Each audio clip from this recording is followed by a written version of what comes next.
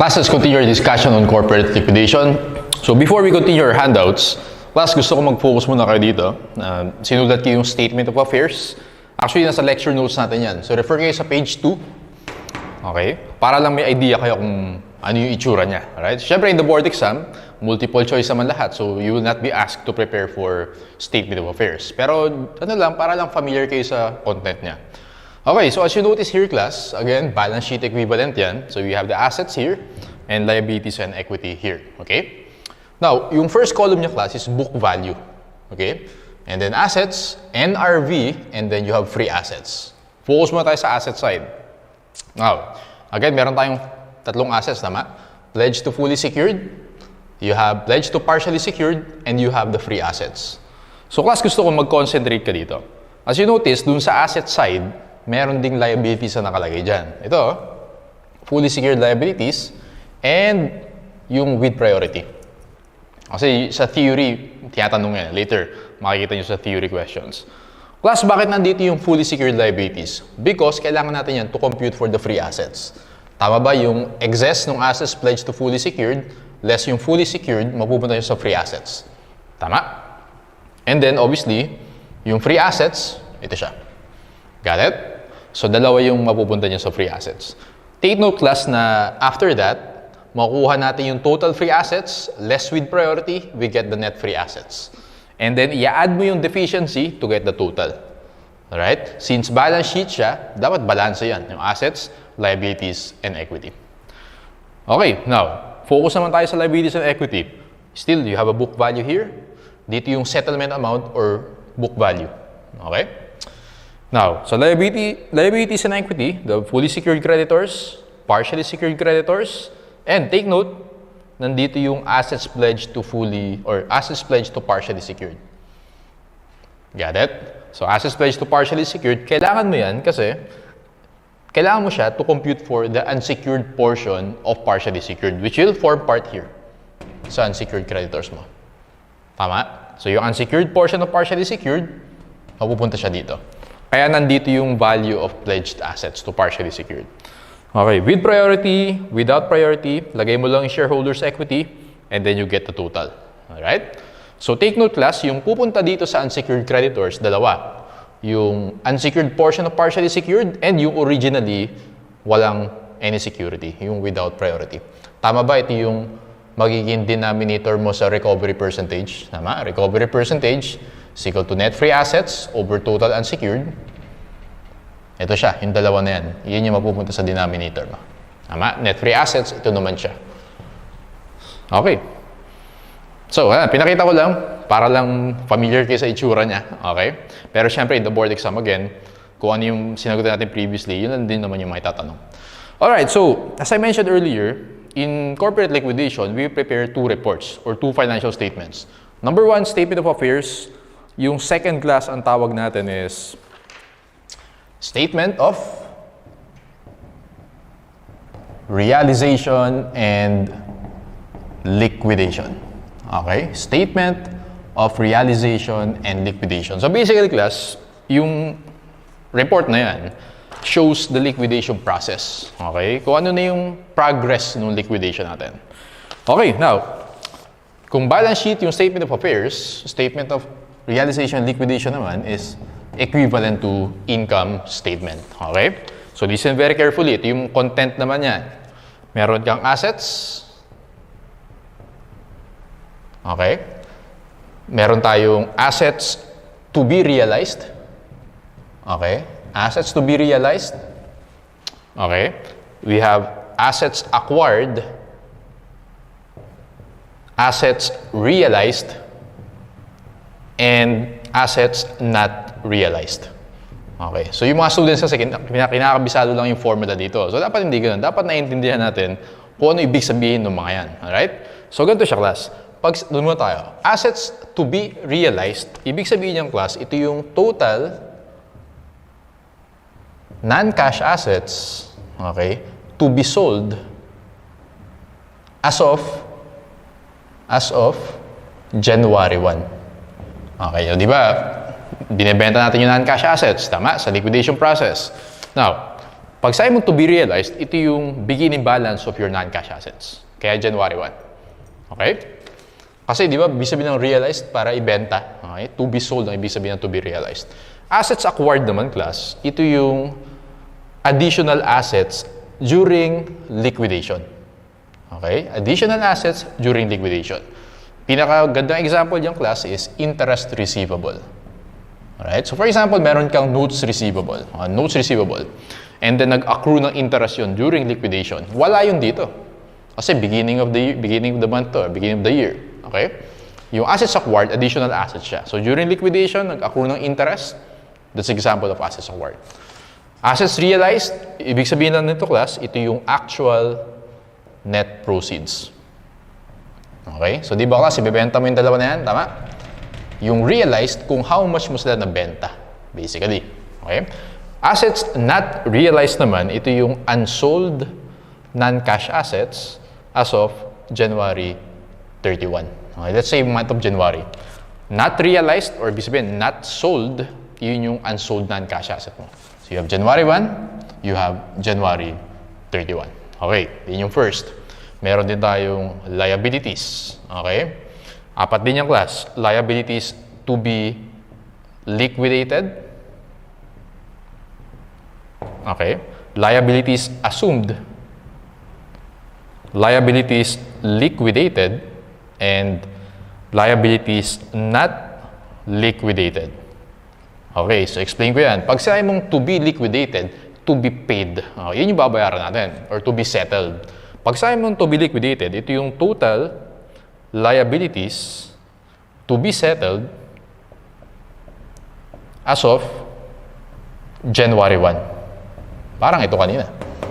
January 1, January 1. Okay? Yan yung babayaran natin. Liabilities assumed. Ito naman class yung additional liabilities. During liquidation. Ang pinakamagandang example dyan, interest payable. Okay? For example, class, meron kang loans payable. Okay? Ngayon, during liquidation, nag-accrue ng interest yun. Ang tawag natin doon, liabilities assumed. Obviously, wala yun sa January 1. Wala dito yun. Okay? During liquidation, nag-arise yun. Pag sabi mong liquidated, ito naman kung how much mo binayaran yung liabilities mo. Okay? Ito yung actual payment or settlement. Okay? Actual payment. Bagay yun yung credit cash. Okay? Not liquidated, ibig sabihin not paid or not settled. Ito yung unpaid liabilities as of January 31. Okay? So siguro sa February mo pa siya babayaran. Ang tawag natin doon, not liquidated. Mirror lang sila. Tama? Mirror lang yan. Okay. And then meron tayong yung last portion, tatlo yan eh. Meron kang assets, so you have the liabilities, and we have the supplementary items. Okay? Supplementary items class, ito yung mga income and expenses na nag-arise during liquidation. Okay? Example of income, for example, naka-receive ka ng dividend income during liquidation. Right? So, supplementary income tawag natin dyan. Okay? An example naman na expense, let's say, nagbayad ka ng mga admin expenses. For example, legal fees, trustees fees, pupunta naman siya dito sa expenses. Alright? So, basically, yung class yung itsura ng statement of realization and liquidation. Sir, sabi mo, income statement yan. Bakit may assets sa may liabilities? Okay? Actually, class, hindi talaga assets and liabilities yung kino-compute natin dyan. Kino-compute natin dyan, gain or loss on assets and liabilities. Meron kang gain, meron kang loss, may income ka, may expense, kaya siya naging income statement equivalent. Okay? We call this the statement of realization and liquidation. Apply natin to class sa handouts natin. Let's go to problem number 4. Okay, problem number 4. Tignan mo natin yung questions. Question number 1, how much assets realized is presented on company statement of realization and liquidation? How much net gain or loss is reported? And how much is the ending balance of cash? Okay, so number 4, yung long way muna. Papakita ko sa inyo paano siya solve ng ganito. Number 5 naman, papakita ko sa inyo paano mag-solve niyan using T account. Okay, para mas mabilis. Sige, let's read yung given. Since 3 questions lang yan, pero sagutin pa rin natin. Lahat yung compute natin. Company X's financial position before its liquidation is as follows. So meron kang assets, you have liabilities, and equity. Alright? Transactions in the first quarter of liquidation are as follows. Letter A, 90% of the AR were collected. Commission of third-party collectors amounted to 108,000. The collectors expect to collect the remaining receivables in the next quarter. Okay. How much class yung AR natin sa balance sheet? Nakita mo yung 600,000? Sabi niya sa letter A, 90% were collected. Okay? And commission amounted to 108. So, compute natin class kung how much natin na yung na-recover natin sa AR. So, gagawin ko dyan, 600,000, multiply ko by 90%. Ima-minus ko yung 108,000. Minus 108, you get 432,000. So, write it down for letter A. Yung na-recover mo sa AR, 432,000. Let's go to letter B. Half of the inventory was sold at 80% of carrying amount. The other half is expected to be sold at 60%. How much yung nabenta natin? Inventory sa balance sheet, 900,000. Yung half daw niyan, so 50 times 50%, nabenta natin at 80%. So multiply natin by 80%, write it down, 360,000. So yung proceeds mo from sale of inventory, 360,000.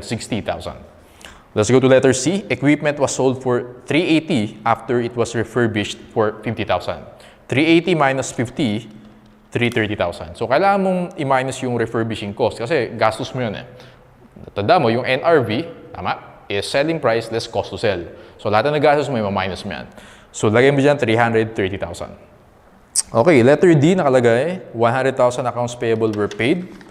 Letter E, employee termination benefits of 100 were recorded and 80 were paid.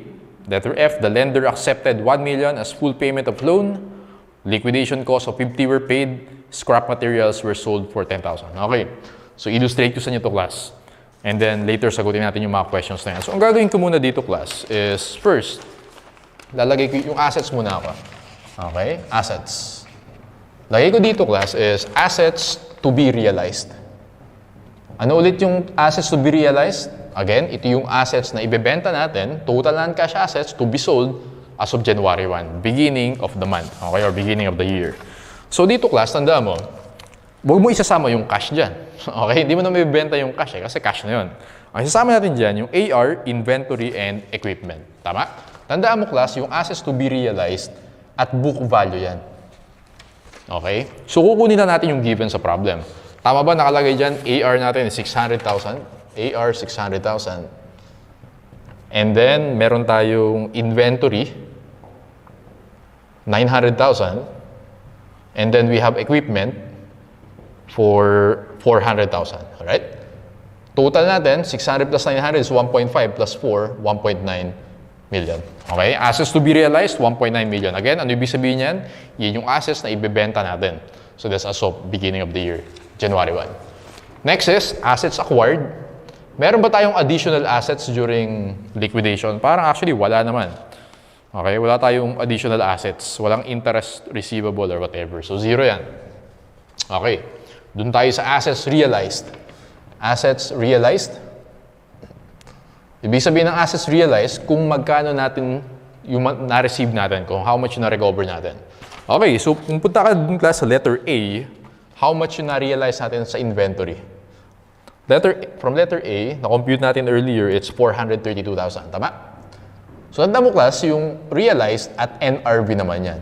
So kanina, yung to be realized is at book value, yung realized naman is at NRV. Okay? So na-collect natin from AR is 432,000. And then from inventory, which is nasa letter B, okay, na-collect natin yung class, tama ba? 360,000. Right? And then, nagbenta rin tayo ng equipment from letter C. Na-collect natin from that is 330,000. Okay? 432. 432,000 plus 360 plus 330. You get ulit 432 plus 360 plus 330. You have 1122,000. 1122,000. Yan yung total realized. Ano ibig sabihin ng total realized? Yan yung kung how much natin nabenta basically. Na-recover natin from AR, inventory, and equipment. Okay? And last one is assets not realized. Okay. So, hindi lahat ng assets natin nabenta natin. Okay? Because class, kung pupunta ka sa letter A, okay, 90% of AR were collected. Dun sa last sentence, the collectors expect to collect the remaining receivables in the next quarter. Ibig sabihin, yung 10%, magpo-form parts of not realized. Hindi pa siya realized this month. Okay? So, meron tayong AR na 600, kumpitin natin. Yung total AR, 600,000. Multiply natin by 10%, you get 60,000. Okay? So, 600,000 times 10% is 60,000. This is from letter A. Lagyan mo ng letter para may reference ka. And then, yung inventory, hindi rin lahat yan nabenta mo. Kasi nakalagay sa letter B, half daw nabenta for month of January. Okay? Or ano bang month to? Or for that month. Ibig sabihin, yung other half, hindi pa nabibenta yan. Inventory, yung not realized class, this is also at book value. Book value din siya. Yung inventory, 900,000 times 50%, you get 450,000. 450,000. 60,000 plus 450,000, you have 510,000. Yung equipment kasi, nabenta yan ng lahat. Okay? Sa letter C, nabenta yan. So, kaya wala siya dito. Okay, so ganyan yung assets natin. To be realized, assets acquired, assets realized, and assets not realized. Okay, let's do the same thing for liabilities. Liabilities to be liquidated. Actually, dito naman. Kasi liability siya, so dito natin yung to be liquidated. Okay, to be liquidated. This is at book value. Alright? So, how much yung liabilities natin sa balance sheet? Tama ba meron tayong accounts payable dyan ng 1.6 million? Right? 1.6 million from accounts payable, and then we have loans payable na 1.5 million. So, tanda mo, yung to be liquidated, basically, yun yung liabilities natin as of January 1. So, kung ano yung given sa problem, sa balance sheet, yun yung to be liquidated. Okay, total nito class is 3.1 million. Alright, next is liabilities assumed. Okay, liabilities assumed. Sige, so, punta ka dun sa yung liabilities assumed natin. Letter E, termination benefits of 100 were recorded and 80 of that amount were paid. Okay, yung termination benefits na yan, nag-arise yan during liquidation. So, wala yung dito sa to be liquidated. Okay, kaya lalagay mo dyan, termination benefits, whole amount lalagay mo ha, yung 100,000. Termination benefits, okay, whole amount to 100,000. Alright, so yun yung liabilities assumed. Actually, kung meron kang interest payable dyan, magpo-form part din siya liabilities assumed. Basta basically, this one, yan yung nag-arise sa liabilities, additional liabilities during liquidation. Let's go to liabilities liquidated. Sir, ano ulit ibig sabihin ng liabilities liquidated? Yun yung actual payment, kung magkano yung binayad mo dito. Okay? Punta ka dun sa letter D. Tama ba? Binayaran natin yung accounts payable 100,000. Tama? Accounts payable 100,000. And then, so total niya is 1.6 pero 100,000 yung binayaran natin. Letter E, yung termination benefits, meron tayong binayaran na 80,000. Okay? 80,000. So dito class, 100% yung nilagay mo, dito yung kung magkano siya binayad. So ibig sabihin, meron tayong unpaid na 20,000. The lender accepted, so letter F, the lender accepted 1 million as full payment. So ibig sabihin class, si lender, which is yung loans payable natin, yung 1 million full payment na daw. So ito yung actual, so basically class, yung liabilities natin, ito yung actual payment natin. Yung liabilities liquidated. Okay? Actual payment. Tagay ko dito. Actual payment. Alright. So 100,000 plus 80 plus 1 million, you get 1,180,000. 1,180,000. Alright. Next is liabilities. Last one, not liquidated. Class, meron ba tayong liabilities not liquidated? Yes. Kung titignan mo yung accounts payable natin, 1.5 million total niyan, pero ang bayad lang is 100,000. Ibig sabihin, meron tayong unpaid pa na 1.5 million. Kasi pag sinabi mong liabilities not liquidated, ito yung unpaid liabilities as of January 31. Okay? 1.5. Yung loans payable, bayad na yan 100%. Kasi sabi dun sa letter F, the lender accepted 1 million as full payment. Okay? Pero meron pa tayong unpaid, which is yung termination benefits. Yung total kasi yan is 100, binayad is 80 according to letter E. Meron pa tayong unpaid na 20,000. Termination benefits, 20,000. Okay, so 1.5 plus 20, 1,520,000. 50,000. Alright. Next, doon naman tayo sa supplementary items. Okay, pagkasyahin natin, supplementary items. Sa debit mo, or sa left side is your expense. Okay, ano yung mga expense natin? How about yung letter G, yung liquidation cost? Okay, so liquidation cost is an expense. Lagay mo siya sa debit, which is how much? 50,000. Right? And then, sa credit side naman, letter H, scrap materials from clearing the warehouse were sold for 10,000. So, other income. Tama? So, other income, dito naman siya. From letter H, 10,000. Alright. So, after that, ito-total natin sila, class. Okay? Total natin yan. So, ito yung kukunin mo amounts. 1.9 million plus 0 plus lahat ng total, 1,180, 1,520, and 50,000. Sige. 1.9 plus 1,180 plus 1,520. Ulit. 1.9 plus 1,180 plus 1,520 plus 50. So, I got here, class, 4,650,000. Total natin, 4,650,000. Yung sa debit side or sa left side. Yung credit side naman natin, 1,122,000 plus, ito lagyan ko ng check. 1,122, 510, 3.1, 100, and 10. Okay? So, lahat lang ng total.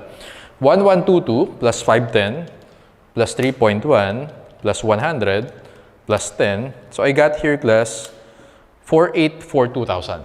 Alright? 4,842,000. Ba, sir, hindi balanse Uy, hindi balanse. Ano yung difference? 4,842 minus 4,650, yung difference nila is 192,000. 192,000. Ang tanong dyan, yung 192,000, is it a gain or loss? Actually, class, kapag mas mataas yung credit, yung right side, than your debit, this is a gain. Okay? Gain yan. On the other hand, if mas mataas naman yung credit or yung debit, dun sa credit, it's a loss. Got it? So again, parang income statement, yung statement of realization liquidation.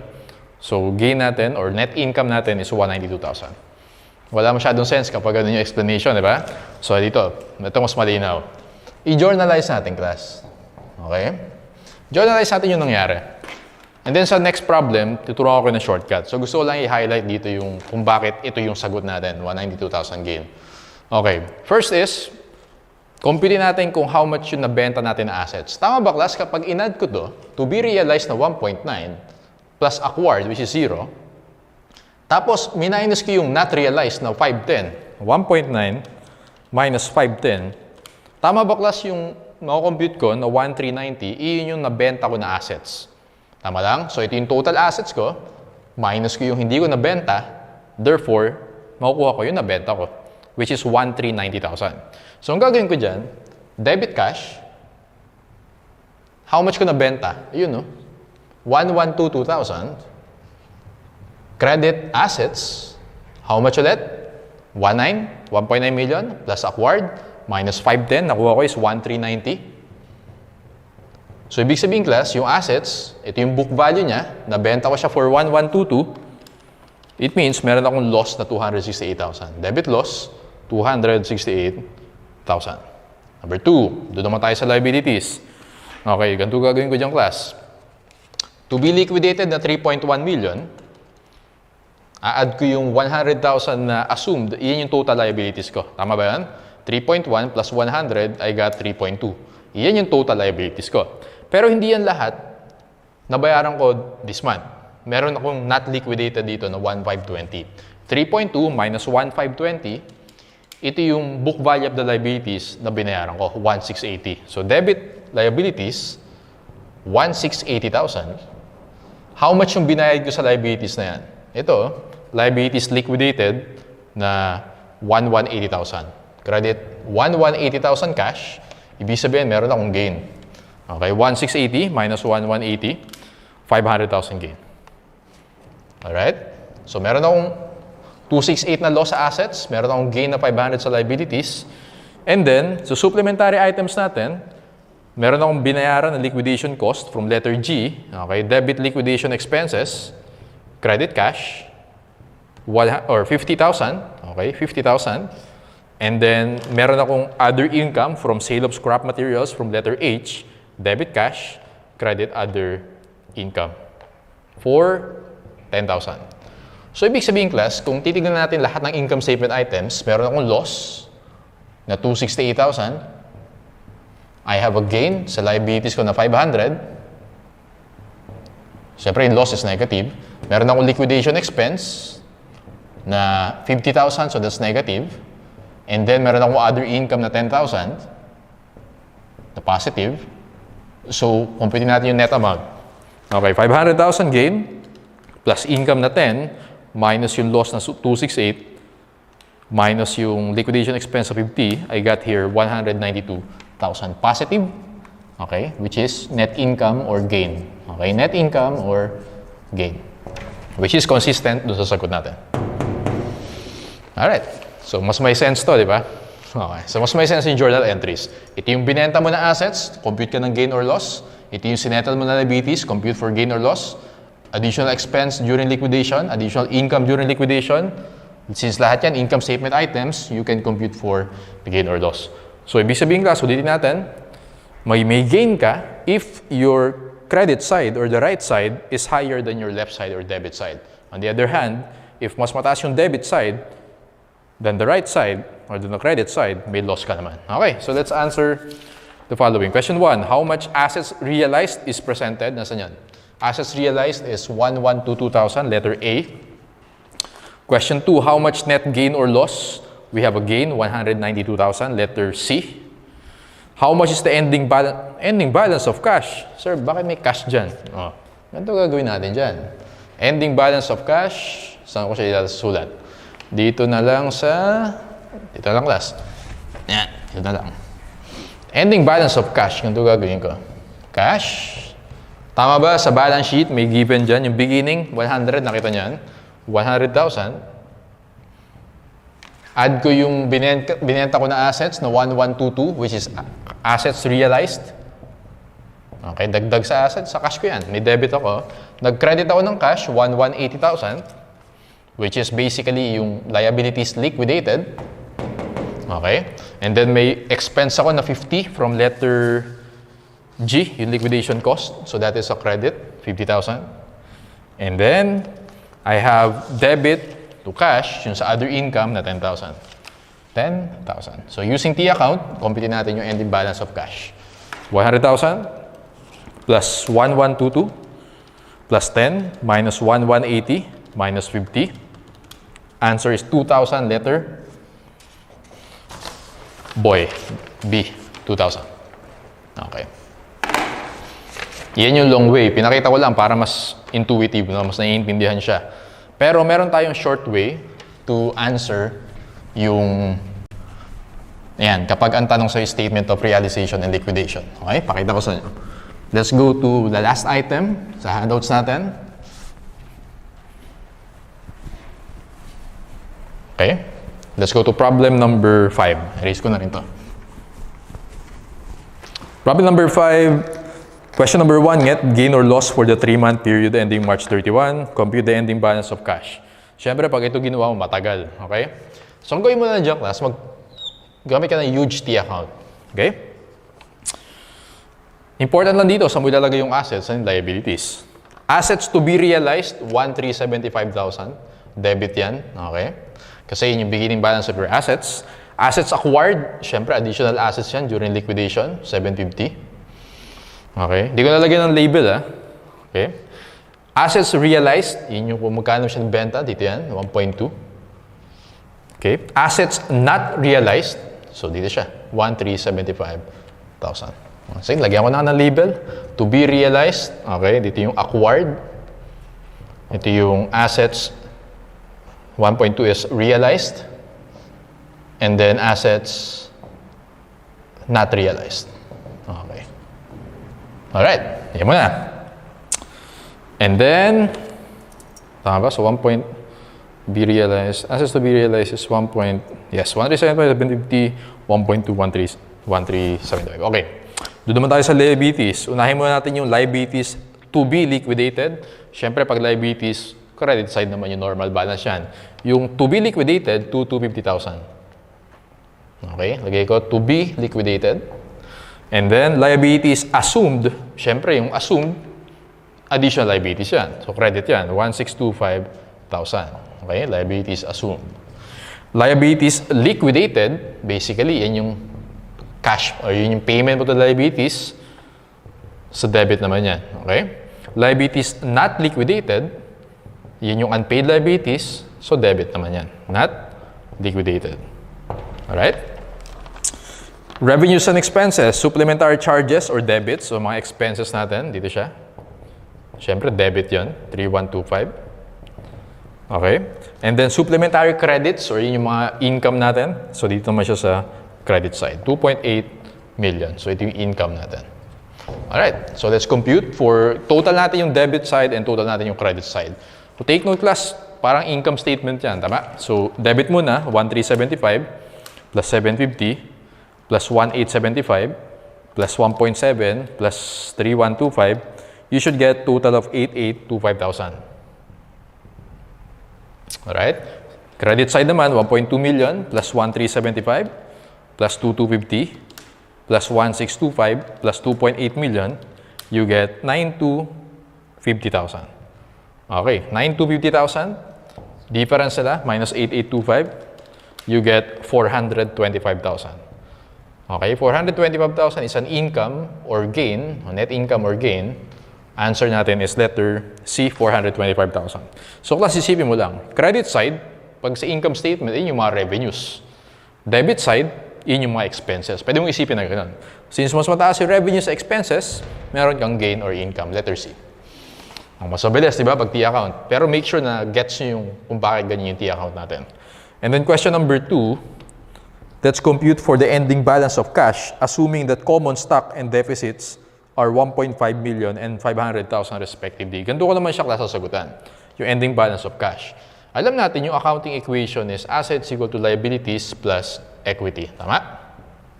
Now, yung liabilities natin, after mangyari to, meron tayong liabilities not liquidated. Tama? Ibig sabihin, ito yung unpaid liabilities natin. So, isipin mo, yan yung ending balance of your liabilities. 1.7 million. And then, yung equity natin, take note class, nakalagay dyan, yung common stock is 1.5 million. And then, instead of retained earnings, may deficit ka. Ibig sabihin, negative retained earnings. Tama ba? 1.5 million minus 500,000. Yung equity mo is 1 million. Okay? Plus 1 million. Therefore, yung right side ng equation natin, liabilities plus equity, this is 2.7 million. Got it? Ang tinatanong sa atin is cash, right? May dalawang composition yung assets natin. Meron diyang cash, merong non-cash assets. Sir, paano natin malalaman ko how much yung non-cash assets? Iyon yung assets not realized. Not realized, ibig sabihin, unsold pa yan. So, pwede mong isipin na yung 1,375,000 is the ending balance of your non-cash assets. Non-cash, ha? Okay, 1,375,000.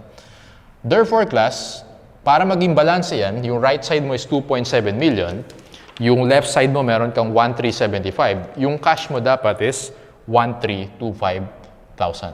Okay? Para maging balance. Kasi if you add the two, you also get 2.7 million. Answer natin, using accounting equation, cash mo is 1,325,000, letter C. Okay, so that's the last problem for corporate liquidation. Sige. Theory questions tayo, class. 10 items na naman, mabilis lang. Theory number 1, statement of affairs.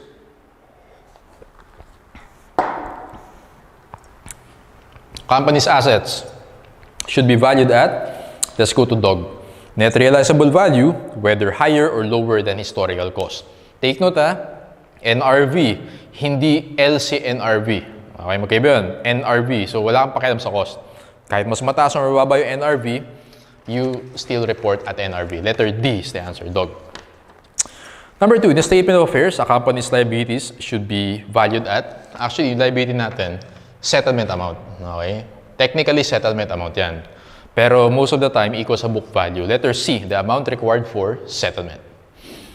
Number 3, statement of affairs, a specific liability may be classified as secured or unsecured, boy. Okay? So, meron tayong mga secured, yung fully secured and partially secured. Yung unsecured natin, yung with and without priority. Number 4, statement of affairs, corporation in financial difficulty indicates that unsecured creditors would receive a claim of their percentage. Which one of the following assets is most likely to realize the smallest percentage? Alin daw dito yung pinakamababa, yung NRV? AR, inventory, plant equipment, goodwill. Obviously, goodwill. Because tapos na yun. Tapos na yung operations, stop na yung corporation, wala nang goodwill yan. Dog is the answer. Kaya 0 yung assumption natin sa NRV of goodwill if silent. Number 5, estimated deficiency to unsecured creditors without priority is computed as A. Net free assets less total unsecured liabilities without priority. Correct. Okay? So net free assets minus total unsecured without priority, estimated deficiency yan. So take note lang, yung without priority dyan, kasama yung unsecured portion o partially secured. Boy, net free assets divided by total unsecured, hindi. Recovery percentage yung boy. Ang tanong sa atin is estimated deficiency. Letter C, total assets at realizable values less total liabilities as expected net amounts. Yes, that's also deficiency. Total mo lahat ng assets mo at NRV, total mo yung liabilities, i-compare mo yung dalawa, difference nila is estimated deficiency. Answer is dog, A or C. In a statement of affairs, A, assets pledged with partially secured creditors are shown on the asset side and as a deduction on the liability side. Kaya ako sinulat kanina yan. Okay? Kasi pag ganito yung tanong, dapat ma-visualize mo kung ano yung itsura ng statement of affairs. Analyze natin class ha. Letter A, assets pledged with partially secured creditors, ito yan, okay, are shown on the asset side, that's correct, and as a deduction on the liability side. Do you agree? So asset side, deduction sa liability side, ito siya. Letter A na yung sagot natin sa number 6. Okay? Tama yung A. Letter B, assets pledged with fully secured creditors are shown only on the liability side. Mali. Nasa asset side siya. Actually, wala kang assets pledged with fully secured creditors sa liability side. Tama? So, mali yung boy. Letter C, liabilities owed to fully secured creditors are only shown on the asset side. So, liabilities owed to fully secured, pareho yan actually. Ito yung fully secured liabilities. Tama? Meron ka ding fully secured liabilities dito or fully secured creditors. So, mali yung C kasi both asset and liability side, makikita mo siya. Letter D, liabilities owed to partially secured creditors, okay, are shown on the asset side. Actually, parang wala dito. Walang partially secured dyan. Ang liability side lang sa assets, fully secured and yung with priority. Yung partially secured, wala sa asset side yun. And as a deduction on the liability side. Mali din yun kasi sa liability side, yung partially secured, hindi siya deduction, addition siya. Alright? So, mali yung dog. Alright? A yung sagot natin sa number 6. Number 7, the recovery percentage is calculated by which of the following formulas? A, estimated amount available for unsecured with or without priority divided by total claims. Mali. B, estimated realizable value of all debtor assets divided by book value. Mali. C, estimated gain or loss divided by estimated NRV. Nope. Letter D yung sagot. Net estimated proceeds available to unsecured. Ano ibig sabihin nun? Yun yung net free assets. Tama? Divided by total claims of unsecured. So, net free assets over total unsecured, that's your recovery percentage. Dog is the answer for number 7. Number 8, a corporation statement of affairs shows a recovery percentage of 115%. This means, sagot dito class is letter C. Stockholders may expect some return on their interest. Bakit sir? Napansin nyo class, sa statement of affairs natin, lahat na na-compute natin na recovery percentage, less than 100%. Tama? Less than 100%. Kasi kapag more than 100% or 100%, lahat ng creditors natin, 100% marireceive nila. Does that make sense? So fully secured, partially secured, with priority and without priority, if ang recovery percentage mo is at least 100%, wala nang sense yung mga tanong kasi ang sagot lagi, lahat sila marirecover nila 100%.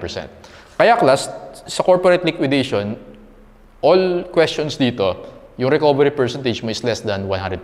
Yun yung difference sa partnership. Okay? Di ba sa partnership, liquidation, naalala nyo, nagdi-distribute tayo ng remaining cash to the partners. Dito, wala sa corporate liquidation. Kasi yung recovery percentage natin is less than 100%. If more than 100% siya, we can distribute cash to the shareholders. Just like what we did sa partnership liquidation. Okay? Kaya answer dito is letter C. Stockholders may expect some return on their assets. So basically, 115% yan yung 100% sa creditors, yung 15% sa shareholders. Letter C is the answer. Number 9, what are free assets? Ito. Ano daw yung free assets na yan? Okay, let's go to DOG. Assets available to be distributed for liabilities with priority and other unsecured obligations. Okay, yung free assets, pwede mong ibayad sa with priority and yung without priority. So basically, pag sabi mong free assets, hindi siya naka-pledge to any type of liability. Number 10, all of the following items are liabilities with priority except, okay, actually, sagot dito class is letter A. Obligations arising between the date an order of relief is issued and the date of final realization of assets. So basically lang ng order of relief, actually court order yan, na signifying na official start na to ng liquidation. Parang ganun. And final date of realization, ibig sabihin, yun yung date na nabenta mo na lahat ng assets mo. Okay? So yung obligations arising between those dates, not necessarily na with priority yun. So, okay? Pwedeng without priority yun. So A yung sagot natin dyan. Pero B, C, and D, they are always with priority. Letter B, employees, claims for contribution. So lahat ng employee-related, salaries, mga benefits, with priority yun. Government claims for unpaid taxes. Siyempre, taxes, kailangan natin bayaran yan, with priority din yan.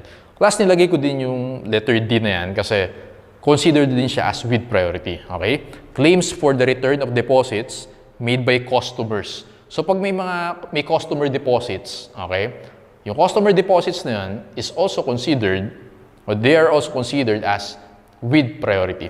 Okay, tanda mo, hindi ito suppliers ha, customers yan. So pag nag-deposit sila sa'yo, for example, ito, customer deposit or container deposits, ayan, considered siya as with priority. So B, C, and D are with priority, letter A is without priority. Alright, so I think na-discuss ko na lahat. So, that's the end of our discussion for corporate liquidation.